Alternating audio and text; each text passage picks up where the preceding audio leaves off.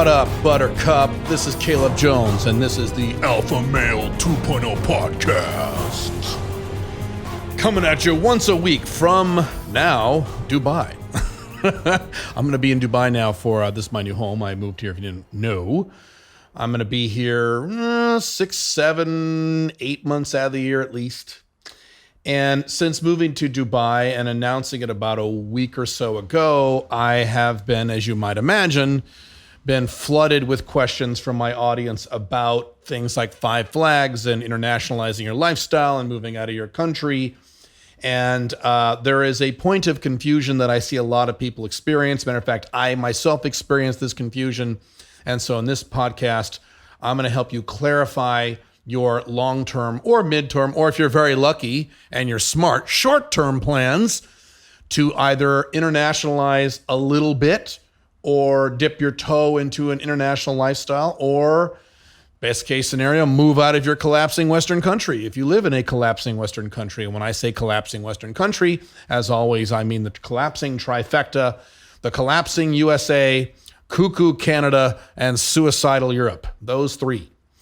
And first, there is the concept of 5 flags, which I've talked about extensively at my blogs. I have mentioned a few times at my videos. If you are unfamiliar with what 5 flags is, I will overview it very briefly here. But if you want more information, more detail on it, you really should go to calebjones.com and click blog.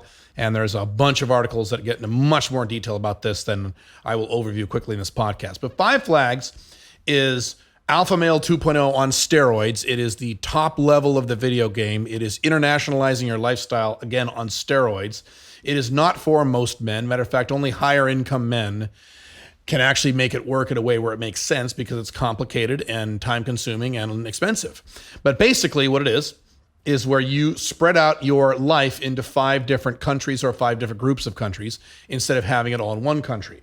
First thing you do is you establish your country A. That is the country you live in, but not where you are a citizen. So you do not have a passport where you live in this country. You can have residency there. You can have full residency, permanent residency, but you cannot be a citizen there. That's your country A. Your country B is where you have a passport or 2, but you don't live there. You have citizenship, but you don't live there. Country C is a third country or group of countries where you base your business operations. And ideally, this is in a country that has 0 or low corporate tax. Then you have country D, which is where you invest. You put your investments. And if you're smart, you have multiple country Ds. I certainly do. And ideally, those are countries that don't charge you any sort of capital gains tax. And then an optional country E is a country, a 5th country or group of 5th countries where you buy your stuff. And you buy your stuff in a country that has 0 or no VAT or sales tax. So as you can see, when you do this, when you spread out things like this, several things occur. Number 1, your taxes drop to microscopic levels. If you're not an American, you can easily drop your taxes to 0% legally. I have known and met and worked with numerous non-Americans who did even a fraction of this and brought their taxes, their legal taxes, to 0. It's pretty easy. Now, unfortunately, if you're an American like I am and you hold an American passport, you are stuck with the most evil draconian tax system on planet Earth, where they will tax you even if you don't live there and even if you never go back there. And you're stuck with that system unless you renounce your citizenship. But you can still, under a 5 flags model as an American, drop your taxes way down into the single digits. Legally, it works very well. Now, as you might imagine, 5 flags is kind of complicated. It's time consuming. You're going to have to pay a lot of attorneys and accountants and advisors. It's going to cost a decent hunk of money. So in my opinion, there's really no point in doing the 100% full 5 flags unless you're making at least around $220,000, $240,000 a year. Otherwise, it's just not worth it. You're going to spend a bunch of money and you're going to save some money on taxes, but the amount of money you save in your taxes probably isn't worth the expense of doing all this crap. Now, certainly if you make $100,000 or $150,000, and you are 100% confident that in the next year or 2 or 3, your income is rising very quickly, and you're going to be at that income level, then it might make sense. Other than that, you should probably wait until you make those income levels. But here's my point. You don't have to do full 5 flags like I'm doing to internationalize your lifestyle. 5 flags is one thing. Internationalizing your lifestyle is something completely different. And for the rest of this podcast, I'm going to give you some examples of how you can internationalize to some degree and take a lot of benefit out of internationalizing your lifestyle and protecting yourself and things like that without having to do 5 flags. By the way, the benefit of 5 flags and or internationalizing your lifestyle at least a little bit is not just tax savings. There's a lot of other benefits that you can imagine under a 5 flag scenario, how safe you are, your long-term security. The reason I like 5 flags, other than the tax reason, which is my biggest reason, is that I follow the alpha male 2.0 tenet that I do not want to be reliant upon any one of anything. I don't want to be reliant on any one woman for my sex life. That's stupid. I don't want to be reliant on any one source of income.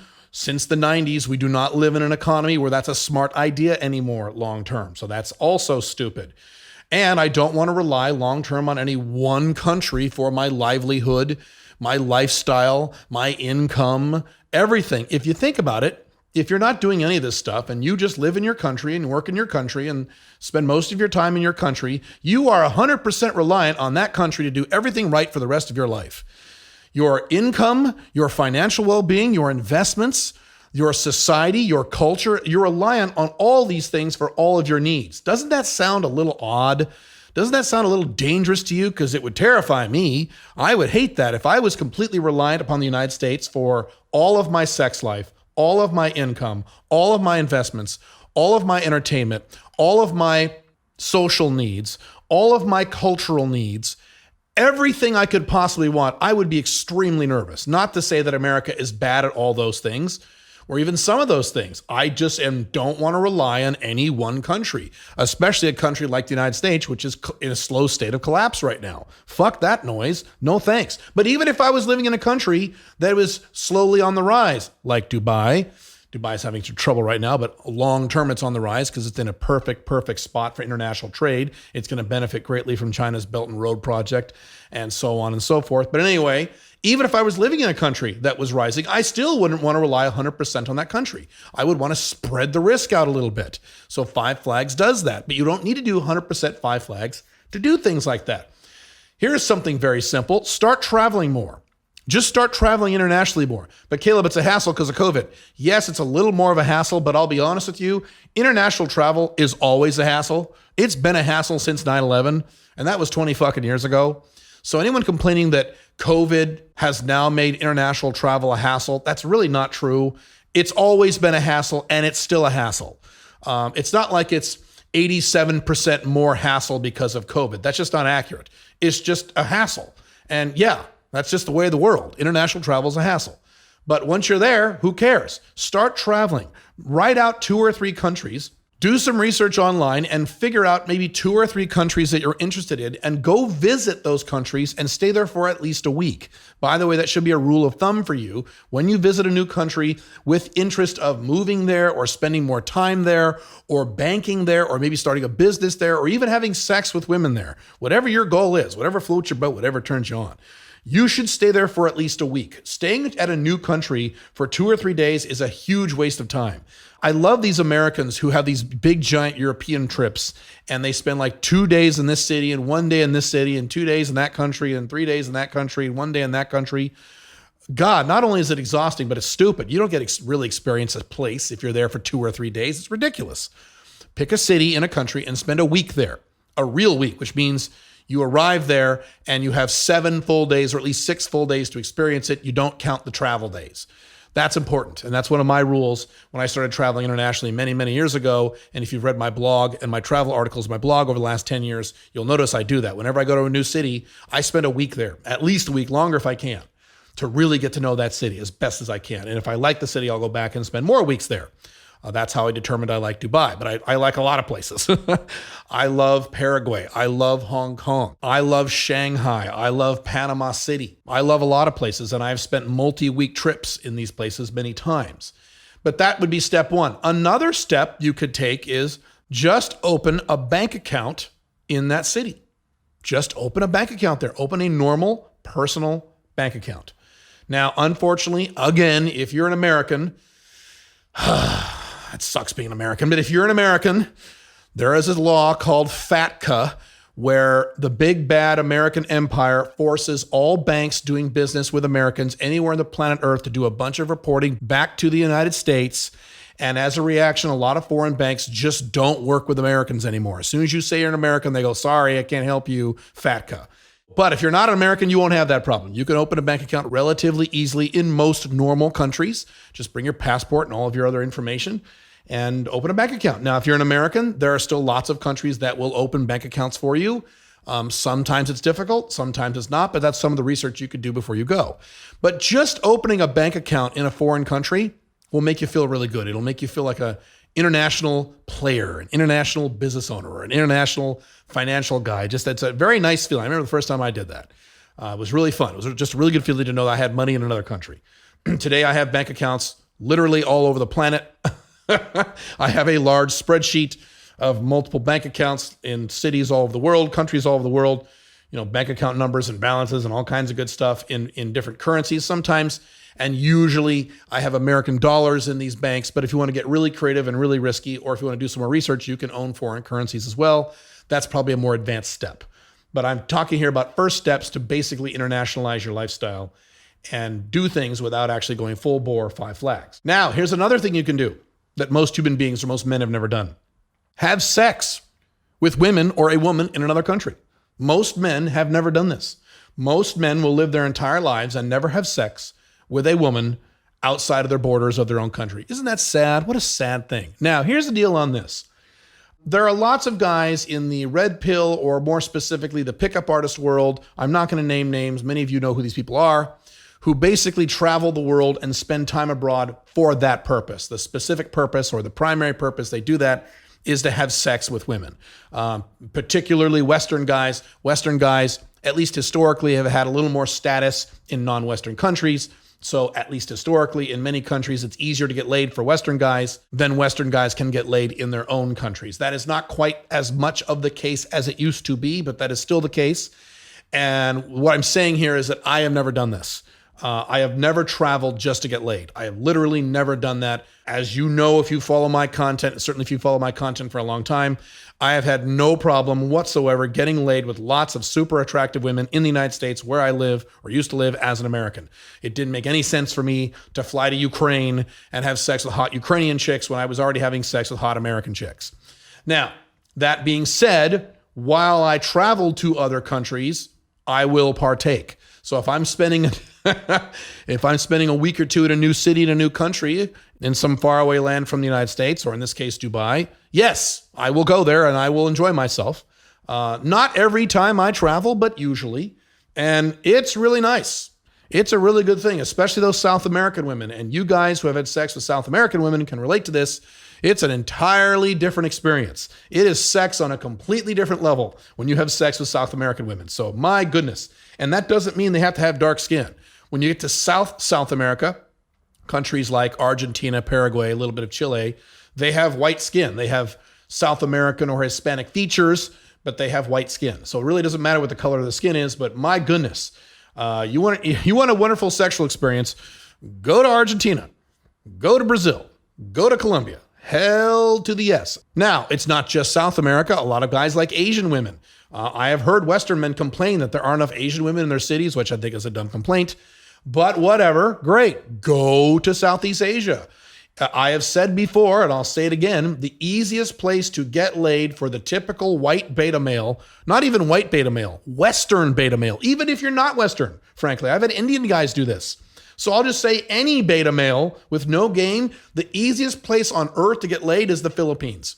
So if you're just desperate for sex and you're just an uber beta and you're getting nowhere in life with your sex life, man, go buy a ticket to the Philippines and spend a week there and you will get laid like a goddamn rock star. They are the nicest, horniest women on earth, and they love foreign guys. My goodness. And you don't even have to be white. Although, as usual, it does help to be white, but you don't have to be. But that's an extreme example. You could go to Southeast Asia. You could go to Korea. You could go to Japan. I know white guys who clean up in Japan, and Japan has the most beautiful women on the planet Earth, if you don't mind small boobs, which I do. Everyone's into different things. But I could do a whole podcast on that. I won't. That's just another way for you to dip your toe, so to speak, into a more international lifestyle is get comfortable with having sex and comfortable with the process of getting to sex with women in foreign countries. You may be very, very, very surprised how easy it is. I have had numerous guys in my coaching programs, in the SMIC program and things like that, who tell me, Caleb, I was living in San Francisco or living in Dallas, Texas, or living in Chicago or living in Toronto and beating my head against the wall trying to get laid. And then I spent a week in Japan and I had sex with 4 different women who were the hottest women I've ever seen in my entire life, and it was easy. I can't fucking believe this, Caleb. Yeah. Or I went to Colombia, or I went to wherever. Yeah, that's how it works, or at least that's how it can work. And we're talking about normal dating here. We're talking about online dating. We're talking about day game, although with COVID, that's a little difficult, I understand.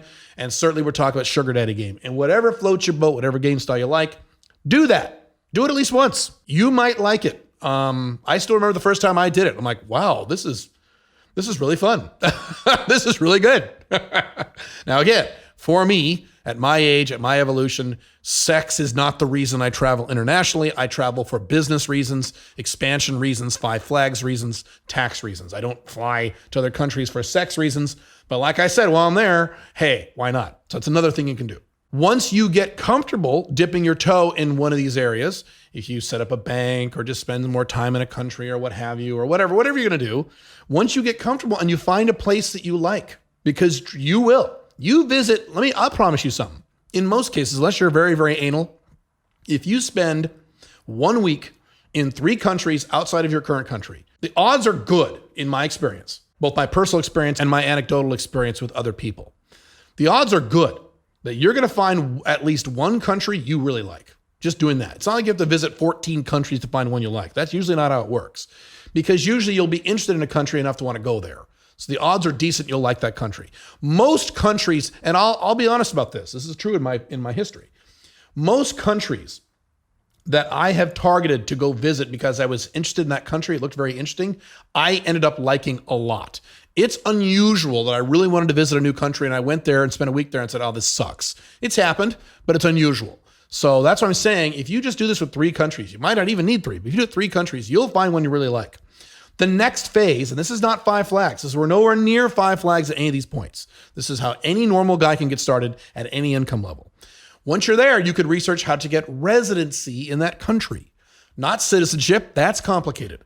But residency. Residency means you get a card and you're allowed to fly into that country whenever you want and stay there for as long as you want without screwing around with visitors visas or work visas or what have you. And as I've talked about in prior podcasts, that usually means within 60 or 90 days, you have to leave the country and then come back. And with a residency permit, you never have to worry about this. You might have to renew it once a year or once every 5 years or once every 10 years or whatever. Every country is different. But once you have that residency permit, you don't have to go through any of that crap. You could just go there and stay for as long as you want. And having a residency in another country, not citizenship, we're not talking about citizenship or passports, just residency. Having residency in a country, which is relatively easy for a lot of countries, is really good. It is a very good insurance policy in case you ever want to leave your current country or there's a severe problem with your current country down the road. To have that peace of mind, to know you could just whip out your residency card and fly to this other country and just stay there for as long as you want and relax and not worry about, I got to leave again and blah, blah, blah, blah, blue. It's really nice. I have residency now in several countries. When I'm done, I'll have residency in about 6 or 7 different countries. Residency, not citizenship. Make sure you understand the difference. But it's nice to know that I have these options. It's really, really, really good. And I'm very, very happy that I have these things. So if you just have residency in one country and have some money in a bank there, that's not 5 flags, but it's still internationalizing. You're an international person. And you could do that at any income level. You could be making $40,000 a year and do that. $50,000 a year or less. You could do that. Now, certainly, the ideal scenario is that you have your Alpha 2.0 location independent business so that you're making money completely location independent like I do, where you can go anywhere you want for as long as you want, whenever you want, stay there for as long as you like, and the money keeps coming in because you have decoupled your income from your location. That, by the way, as I've said a billion fucking times, is step 1. That's step 0. That's the most important step to all of this. There's no point in taking time to internationalize if you're stuck with a bullshit corporate job in your home country. Again, yes, maybe if you're a younger guy, you could go to your new country and get a job there. A lot of guys go to Asian countries and get employed as teachers, as an English as a second language teacher. Okay, fine. I mean, I guess that's a little less horrible than having a job, but that's still not Alpha 2.0. It's still a fucking job. It's not location independent, so I don't consider that a good option. Maybe 5 or 10% worse than your current solution, but that's still not good. You need to use all the resources I have, all the articles I have, the videos I have. If you want to spend a little money, the books and courses I have, and design your own Alpha 2.0 business and get your income up to the Alpha Male 2.0 minimum of $75,000 per year in USD pre-tax so that you can chill and live a life of real freedom. If you have $75,000 a year coming in on a regular basis, that's about what, $6,200 a month? Coming in location independent, you're on top of the fucking world. You can do pretty much anything you want in terms of your living conditions. Too many people are trapped in their countries, especially when COVID hit. I got the emails of guys like, oh my God, I'm stuck here. I hate it here. Now we're in lockdown. I wish I had followed your advice, blah, blah, blah, blah, blah. Yeah, too many people are locked into their countries, and you do not want to be locked into your collapsing Western nation in this era. If this was the 1980s, fine. If this was the 1960s or the 1950s, fine. Not now, not in the 1920s, not when the West is collapsing, not when the West is making this hard left into the Great Reset, not when there are massive COVID lockdowns all over the planet Earth, not when most countries, most large countries are leaning toward authoritarianism. This is not the time to be locked in financially to your own big, stupid, bloated, collapsing Western nation. Even if you never want to move out of your nation, and I know there's a percentage of you that don't. I don't understand you. I feel sorry for you, but okay, whatever. I love you. I love my audience. Fine. Even if you don't want to do this, I never want to leave America. God damn, I'm going to stay and fight forever. Great. If you want to be like that, fine. You still should have location independent income as a plan B. Sort of bare minimum, you can move out of the city that you're living in. And you have the option, at least, of moving out of the country down the road if something really horrible does happen to the US, which it will, or Canada, which it will, or Europe, which it will. So you want this as an insurance policy anyway, even if you never want to leave. Even if this entire topic of this podcast, I don't want to internationalize, this is stupid, I'll just stay in my country and I'll just make it work. I really hope you have location independent income. Matter of fact, there's a YouTube video I've got on the 6 things you must do if you're going to stay in your collapsing Western country. And item number 1 on that fucking list is get location independent income. By the way, I have taken that to the next level and I recommend you do the same. I don't think you should have long-term your location independent income coming mostly from the Western world. It is one of my big objectives. That is probably the biggest objective, financial objective I'm working on right now over the next 3 or 4 years. One of my big objectives, probably my biggest one, is to have only 40% of my total income to come from the collapsing trifecta: United States, Canada, Europe. So United States, Canada, Europe, I want to be able to run a combined profit and loss statement from all of my companies showing where my income is coming. And the total income from United States, Canada, and Europe totaled up should be less than 40% of my total income. Then I'll be comfortable. That way, when the West collapses, which it will in our lifetime, I will lose some money, but I'll be okay. Again, if you are 100% reliant, where 100% of your goddamn income is coming from Germany because you live in Germany, or California because you live in California, oh my God, I would not want to be you. This is not a good place to be. Not now. Again, if this was decades ago, no problem, but not now. So if you're really smart, you'll develop your location independent income and have the bulk of that be from outside the West, or at a bare minimum outside of the country in which you reside. So if you want to stay in the United States for the rest of your life, God help you. But if you want to stay in the United States for the rest of your life, great. You have location independent income through your own business, not a job. A job does not count. Through your own business, you don't live anywhere near a major city, and 100% of that income comes from outside of the United States. You're not reliant on the United States economy to pay your bills. Then, all right, you could make that work. You could probably make that work provided you do other things like I talked about in that one video. Make sure you have inflation-proof assets, et cetera, so forth and so on. So yes, but if you have location independent income and you live in France and 90% of the income is coming from French sources, that's not very smart long-term. I mean, it's better than having a job. It is better, but that's not long-term a good idea. I would be nervous with that setup. So there you go. The point here of this entire podcast is to get you to start thinking internationally and to remove the fear of when I talk about 5 flags, your eyes glaze over and go, oh my God, I could never do all that. I don't make enough money to do that.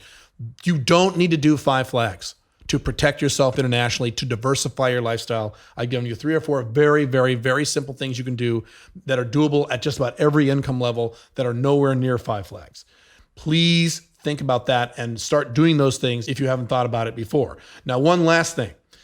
For those of you who do get excited when I talk about 5 flags, for those of you who are making, a decent 6-figure income, or you've broken into 6 figures lately, I know some of you guys have.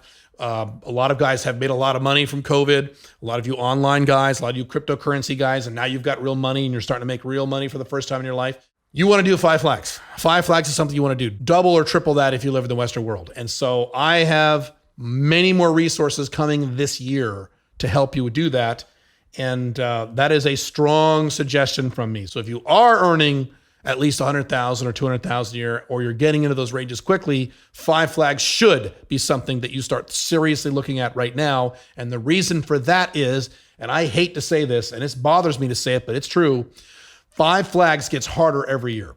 This stuff, I promise you, is getting harder every year.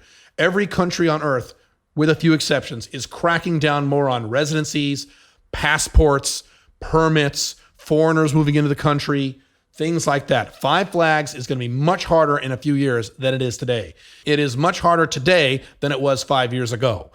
Trust me. Matter of fact, in the middle of all this, I'll give you one simple example. I was going to get a Paraguayan citizenship, not residency, citizenship. I was going to get a Paraguayan passport.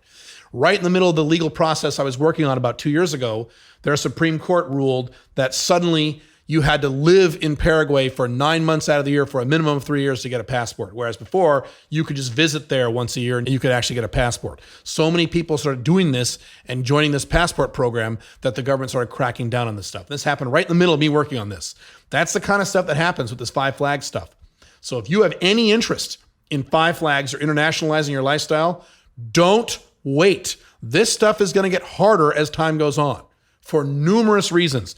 Political reasons, geopolitical reasons, collapse reasons, COVID reasons. You need to get working on this stuff now and start digging into this stuff now and starting the process now. Plus, even if you do everything right, it takes a few years to get everything done, certainly. So I hope this podcast has helped. This is a very big, very complex topic. I will certainly have more podcasts, more videos, more articles on this in the future. I'm planning actually having a 5 flags course later in the year. You can look out for that. But if you don't want to buy a course from me, that's fine. You can consume my free content on this. This is an important issue. I want to make sure you give it the attention it requires. I will see you very soon. Have fun. Fight.